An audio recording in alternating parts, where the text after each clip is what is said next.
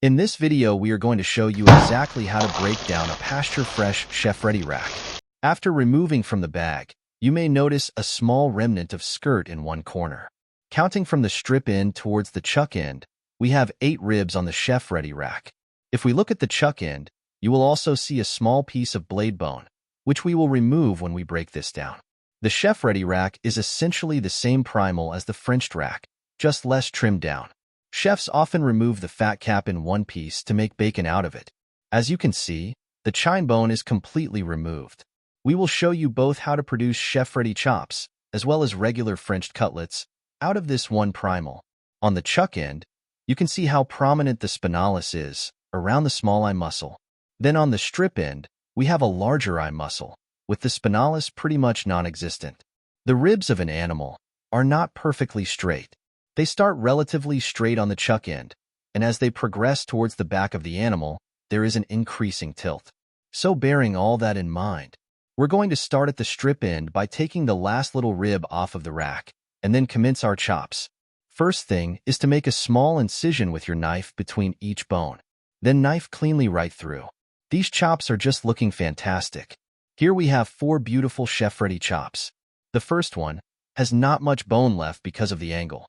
However, we can use this as a loin chop, and we're still going to get a full 8 ribs out of the rest of the cut. Then we have these long chops, with a fat cap which will give it amazing depth of flavor. What we have left is a beautiful 5-rib rack, with the ribs pretty much dead straight, which we are going to French just like you would a Frenched rack. We will now remove this small remnant of bone, which comes from the shoulder blade which just overlaps the animal's 5th rib. Simply run your knife along both sides and pull the small bone out. Starting from the chuck end, we have the spinalis, the eye muscle, and then this little guy. To French the lamb rack, we need to mark our knife above that. Do the same thing on the other side, cutting just above that tiny muscle. Knife straight through, and then take the cap cleanly off, sticking as close to the bone as possible. This fat cap is extremely useful for trim, ground lamb and sausages, and also to make lamb bacon out of. Be sure to check out our recipe on that. Next, make small incisions between each bone on either side. Then, knife down both sides of the bone to remove the intercostal meat. Now, how clean you get the bones entirely depends on your personal preference.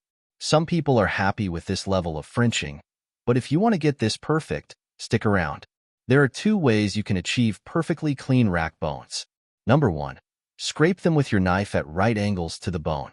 No piece of intercostal won't come off with some strong scraping on both sides with a sharp knife. Number 2, get yourself some butcher's twine, or just any regular string you have available. Tie one end to something secure, and tie the other end around the rib bones.